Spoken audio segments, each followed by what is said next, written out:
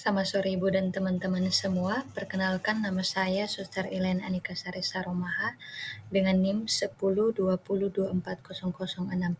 Pada sore ini saya akan membagikan kepada kita tentang materi yang berjudul Promosi Kesehatan untuk mata kuliah Ilmu Kesehatan Masyarakat. Dosen pengampu Ibu Pomarida Simbolon, SKM MKes. Pengertian promosi kesehatan. Promosi adalah arus informasi atau persuasi satu arah untuk mengarahkan seorang atau organisasi terhadap tindakan yang menciptakan pertukaran dalam pemasaran. Promosi tidak hanya sekedar berkomunikasi ataupun menyampaikan informasi, tetapi juga menginginkan komunikasi mampu menciptakan suasana atau keadaan di mana para pelanggan bersedia memilih dan memiliki produk.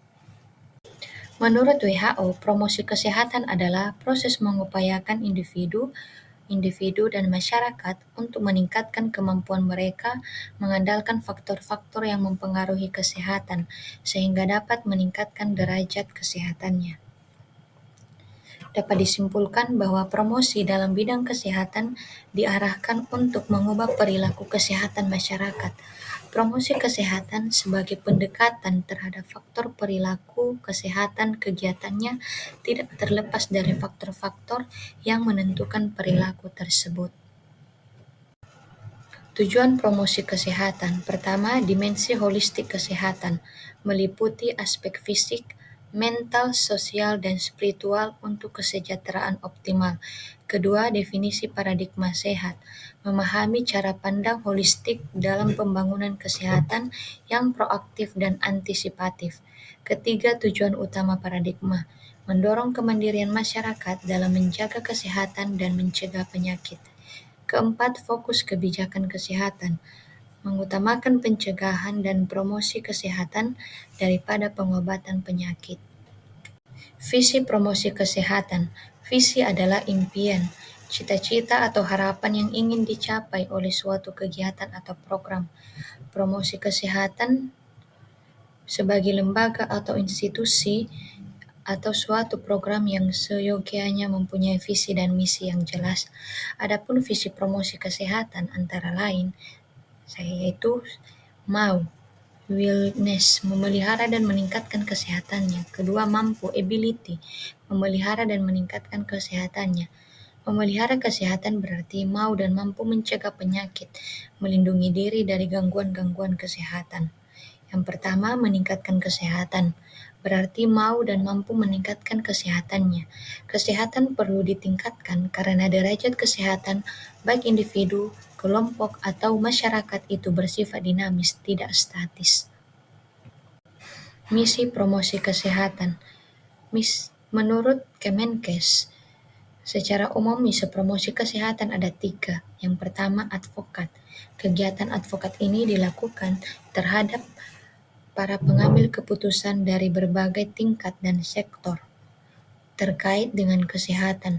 Tujuan kegiatan ini adalah meyakinkan para pejabat pembuat keputusan atau penentu kebijakan bahwa program kesehatan yang akan dijalankan tersebut penting.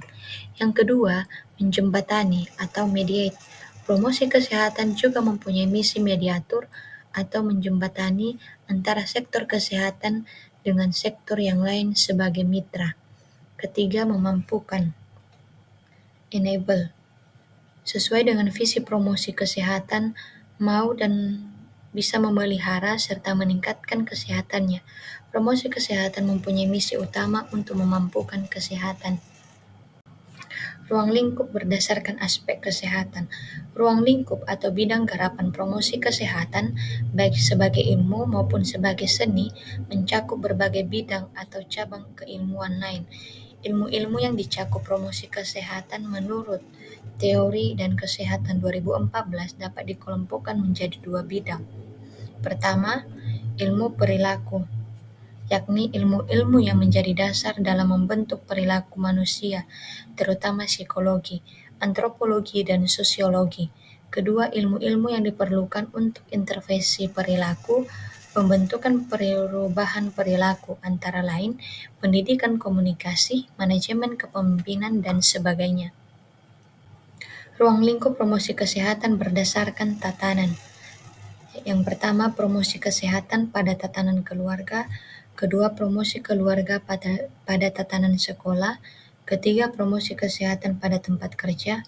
Keempat, promosi kesehatan di tempat-tempat umum. Kelima, pendidikan kesehatan di institusi pelayanan kesehatan. Sasaran promosi kesehatan. Menurut Press, pelaksanaan promosi kesehatan dikenal memiliki 3 jenis sasaran, yaitu sasaran primer, di mana sasaran primer kesehatan adalah pasien, individu sehat, dan keluarga rumah tangga sebagai komponen dari masyarakat. Masyarakat diharapkan mengubah perilaku hidup mereka yang tidak bersih dan tidak sehat menjadi perilaku hidup bersih dan sehat. Sasaran sekunder adalah para pemuka masyarakat, baik pemuka informal, misalnya pemuka adat, pemuka agama, dan lain-lain, maupun pemuka formal, misalnya petugas kesehatan, pejabat pemerintahan, dan lain-lain, organisasi kemasyarakatan, dan media massa. Ketiga, sasaran tersier adalah para pembuat kebijakan publik yang berupa peraturan perundang-undangan dalam bidang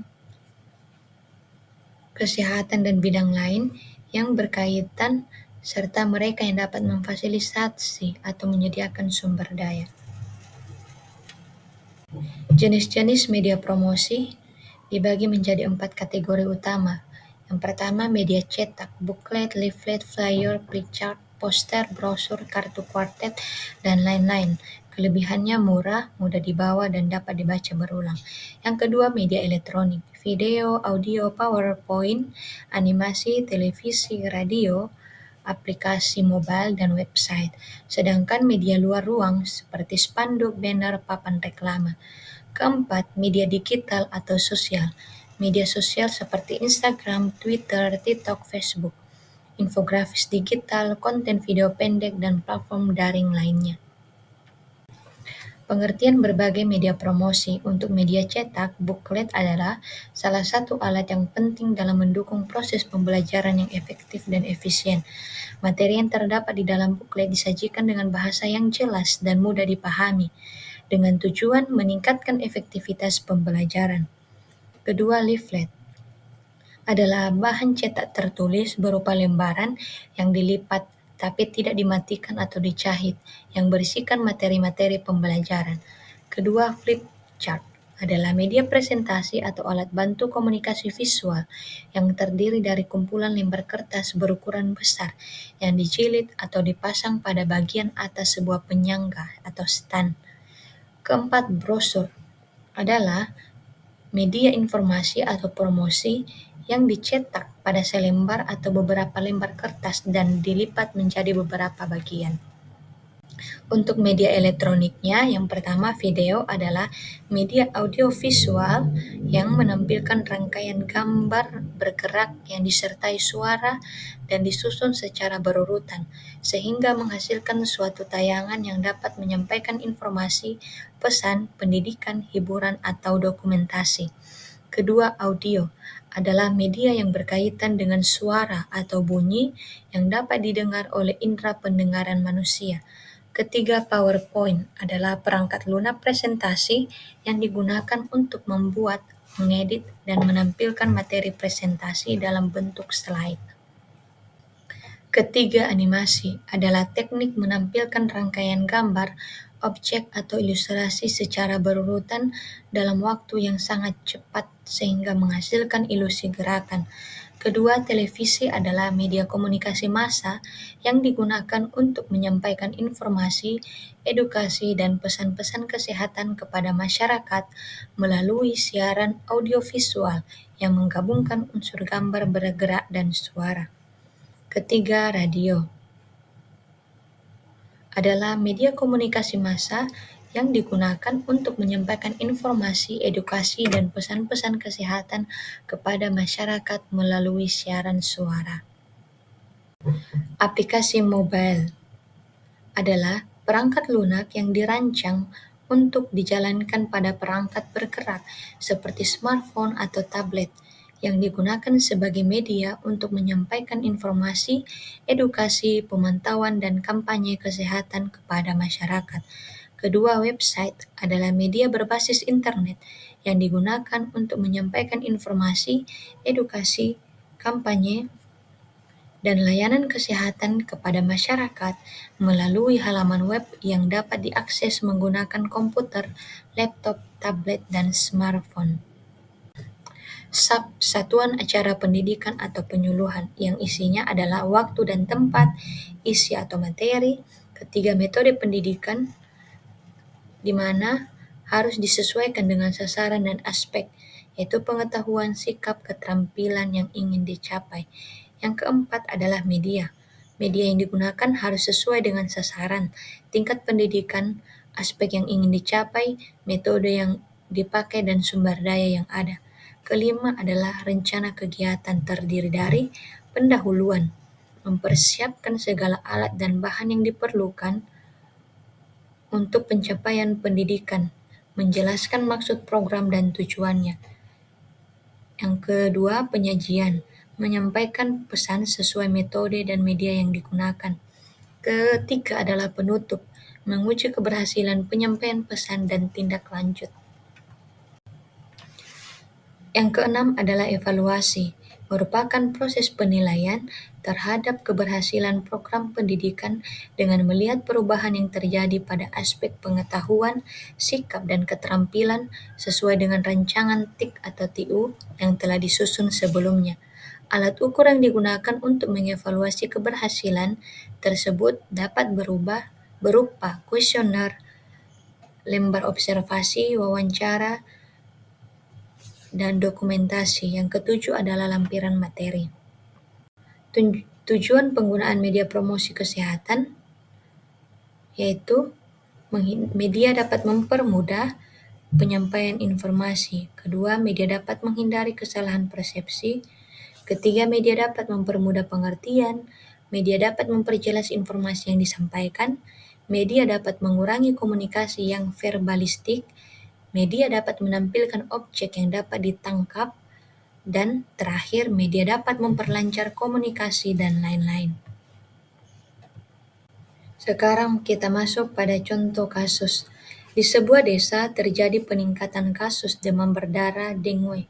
Setelah dilakukan penyelidikan, ditemukan banyak genangan air yang menjadi tempat berkembang biak nyamuk. Penyakit pada kasus tersebut ditularkan melalui A. Faktor keturunan, B. Vektor penyakit, C. Pola makan tidak sehat, D. Kurang olahraga. Jawaban yang benar adalah B. Vektor penyakit. Alasannya, DBD ditularkan melalui gigitan nyamuk Aedes aegypti yang berperan sebagai vektor penyakit. Contoh kasus yang kedua adalah seorang mahasiswa sering mengonsumsi makanan cepat saji, merokok, dan jarang beraktivitas fisik. Beberapa tahun kemudian, ia diagnosis menderita penyakit jantung koroner. Faktor utama yang menyebabkan penyakit pada kasus tersebut adalah A. Infeksi bakteri, B. Gigitan serangga, C. Gaya hidup tidak sehat, D. Penularan dari orang lain. Jawaban yang benar adalah C. Gaya hidup tidak sehat. Alasannya, penyakit jantung koroner merupakan penyakit tidak menular yang dipengaruhi oleh faktor risiko seperti merokok, kurang olahraga, dan pola makan yang tidak sehat. Selanjutnya, kasus yang ketiga. Dua pasien datang ke puskesmas. Pasien pertama menderita TBC, sedangkan pasien kedua menderita DM. Perbedaan utama kedua penyakit tersebut adalah A. TBC dan diabetes sama-sama dapat menular melalui kontak langsung. B. Diabetes disebabkan oleh bakteri, sedangkan TBC tidak. C. TBC termasuk penyakit menular, sedangkan diabetes termasuk penyakit tidak menular. D. Keduanya merupakan penyakit keturunan. Jawaban yang benar adalah C. TBC termasuk penyakit menular, sedangkan DB termasuk penyakit tidak menular. Alasannya, TBC disebabkan oleh bakteri dan dapat menular melalui udara, sedangkan diabetes mellitus tidak dapat ditularkan dari satu orang ke orang lain, sehingga termasuk penyakit tidak menular. Baik, Ibu dan teman-teman, demikianlah pemaparan materi yang bisa saya bagikan kepada kita. Saya ucapkan terima kasih dan sampai jumpa lagi.